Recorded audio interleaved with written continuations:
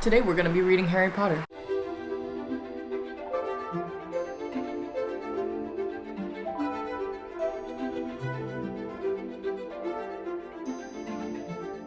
I have watched the movies, I have played the game, Hogwarts Legacy. I've loved this series since I was a child, yet I have never even checked out the original source content except for when I was very young and decided, oh, let me read Harry Potter. And I thought it was super boring, especially after reading The Sea of Monsters. So, let's get into it. Let's talk about it. Let's talk about the beginning of Harry Potter. You can see that I have this thing up so far, and I'm only 54 pages in. I know a lot of people do not like the beginning of this book because Harry's with the Dursleys. And I think that your character has to go through something or you don't want to root for them. Like, if Harry was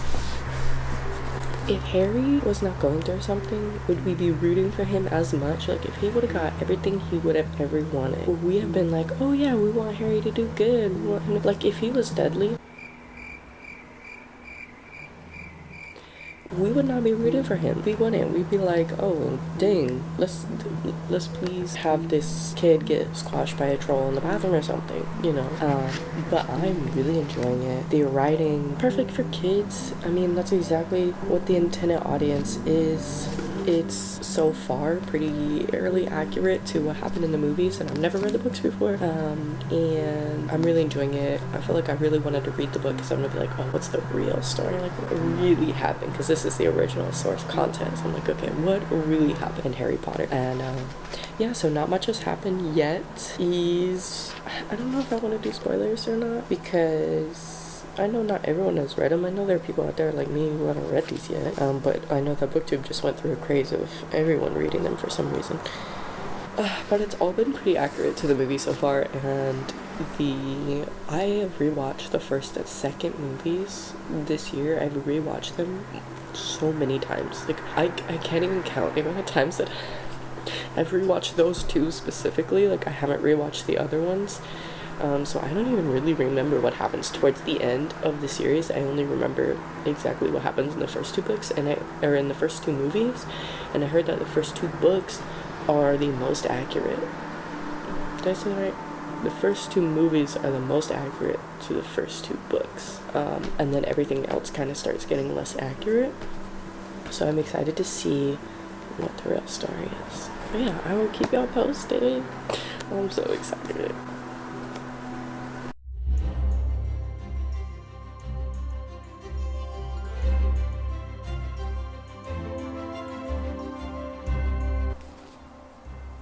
Hello everyone. So I haven't been recording at all because my husband and I's friends came over. They're also a couple, but came over for her birthday and then also just to spend New Year's with them, and we had a really good time, and I really value my time with them, and so I just wanted to spend time with them.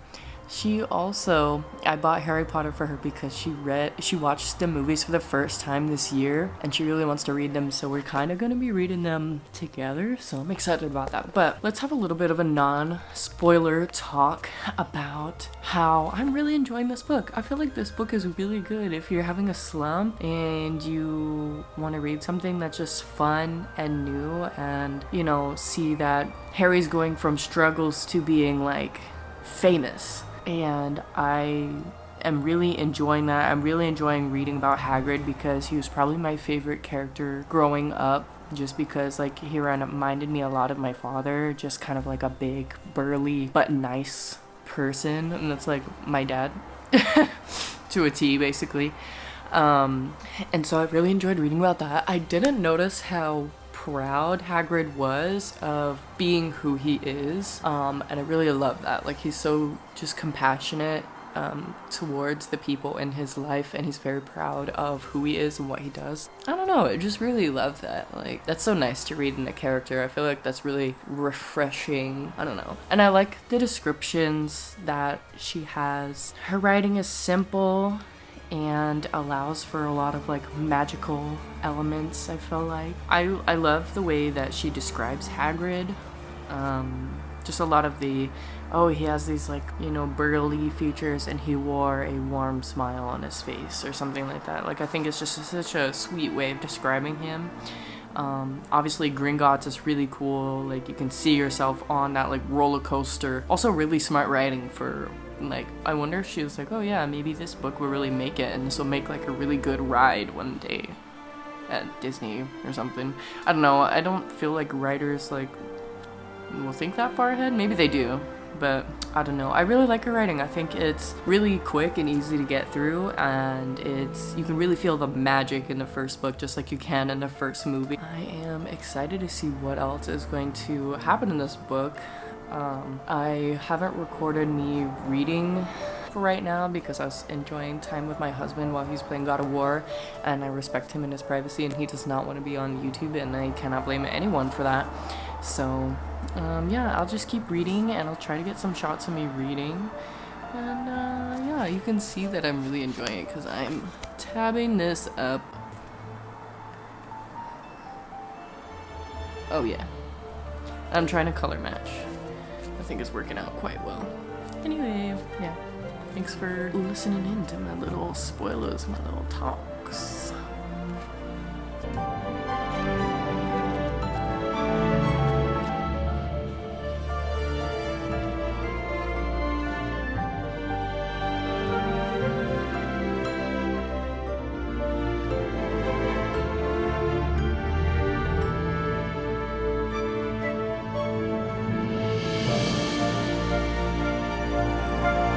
Alright, my camera is really heavy, but we're not gonna worry about that right now. I wanted to pop in and talk about how I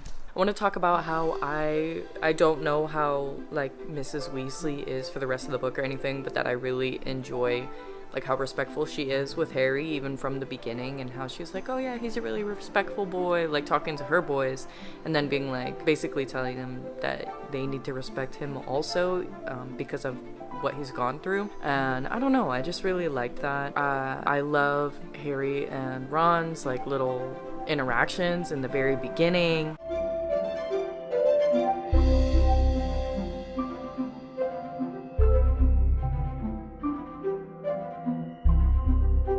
I really question, like, what do we do about, like, diversity in books, you know? Like, as J.K. Rowling is a white author, she doesn't have very much diversity in the book, but it would have been so much better if we had people from all over the world coming into Hogwarts and kind of, like, unifying people in that way through this, like, fantastical setting.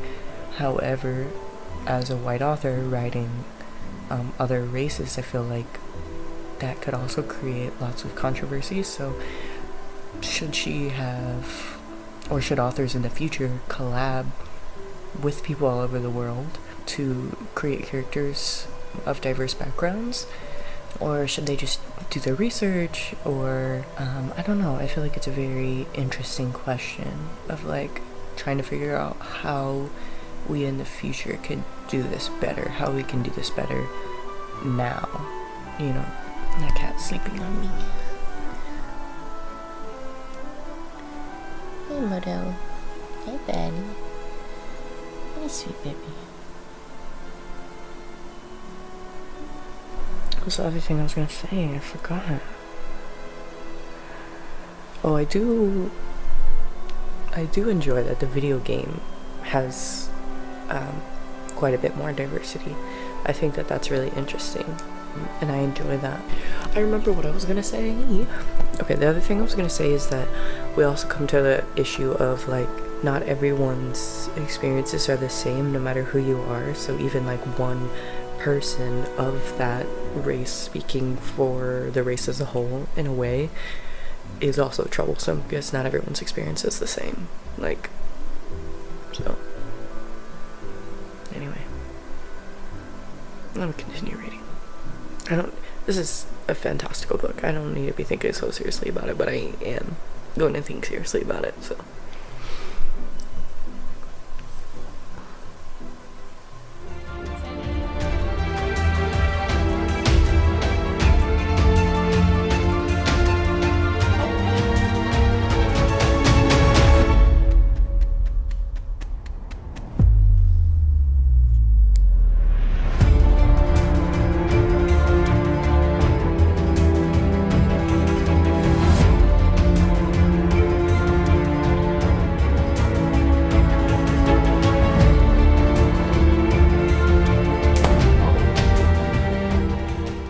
Alright, y'all, so I wanted to come in to have a little conversation about Harry Potter, obviously, because that is a vlog I'm doing.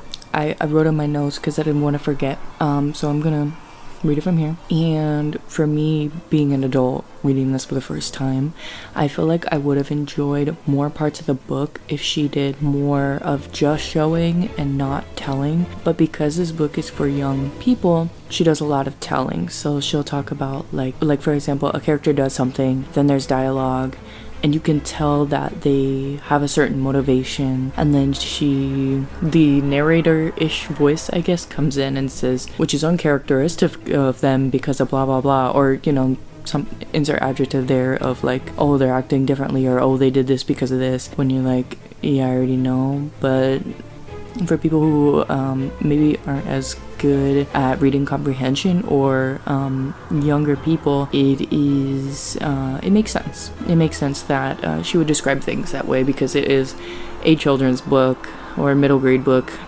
And as an adult who reads mainly classic fantasy, adult fantasy, at least as of last year, I'm used to just showing and not telling. And I'm also not used to having so much dialogue. I'm enjoying the dialogue because I'm enjoying the character work and how the characters are interacting with each other, especially the Weasley twins and Ron and Harry and Hermione, and how they all act towards each other in the beginning. But yeah, I've been enjoying it. I mean, this is the first book that I have seriously been tabbing, and I have seriously been tabbing. Also, y'all, it is January 5th, and I'm feeling kind of determined to finish this book because I started it on Christmas Day, and I don't know, I really want to go to the store, go to Barnes & Noble, and get the second one. So, we'll see, but I've gotten to that point where I'm like rereading paragraphs over and over again when it's like a super simple thing to read, and then I'm like, what have I just read?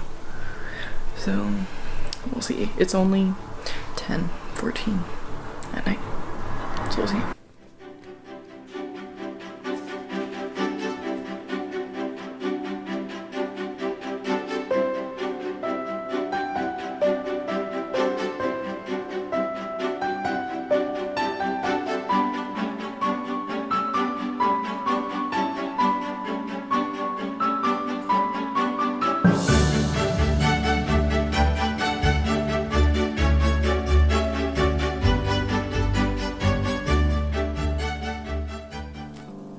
Y'all, I just finished it. I finally finished it, and I was literally sobbing at the end. Look at my tabs. Look at how crazy this is.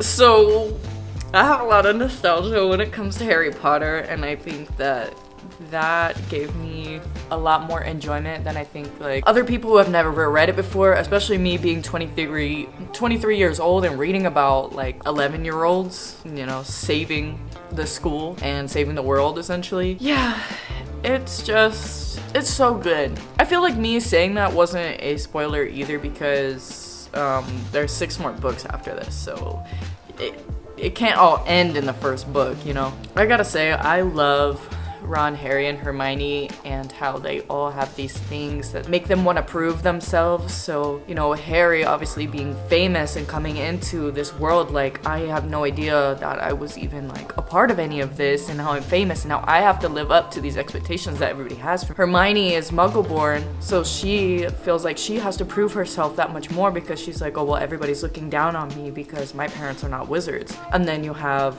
Ron, who has all these brothers that have done all these great things, and now he's like, well, now I have to prove myself. And I feel like it's just so great that they're all in Gryffindor and they all were working to prove themselves, and they all were so brave and courageous, and seeing their friendship develop among each other and seeing Neville more. I actually really did enjoy that because in the movie you see Neville sometimes, but I didn't know he was like as involved, but he's more involved in this, and I thought that was really cool. And I don't know if it was like because I'm an empath or what, but the end, I mean, I was literally crying with my cat curled up to me, so luckily I had some support. But oh man, this was good, y'all. This was good.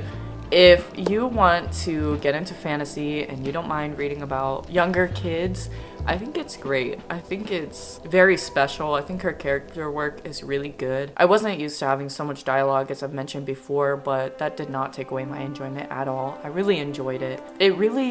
I feel like maybe even if you didn't read these as a kid, or if you didn't watch the movies as a kid, you could still find this nostalgia. Like, I think J.K. Rowling just creates this really great nostalgia feeling without even having read it before. And yeah, I tabbed it up, and I actually wanted to use these maroon tabs for everything that happened for Ron, Harry, and Hermione specifically, and I ran out of maroon tabs towards the end. I was thinking about doing like all the characters and all the houses and like doing that, but that would be way too much. So I was like, okay, if I just stick to Ron, Harry, and Hermione, that's not gonna bother me mentally to be like, oh, but I also have to do Draco, and I also have to do all these other people, and like that gets to be too much. So just doing Ron, Harry, and Hermione, the main 3 protagonists, that's fine. I'm excited to see where this goes. I don't remember the last... Okay, I only remember the first 2 movies. I know that there's 8 movies and 7 books, and I don't remember exactly all that happens. My friend was here over the holidays, and she was talking to me about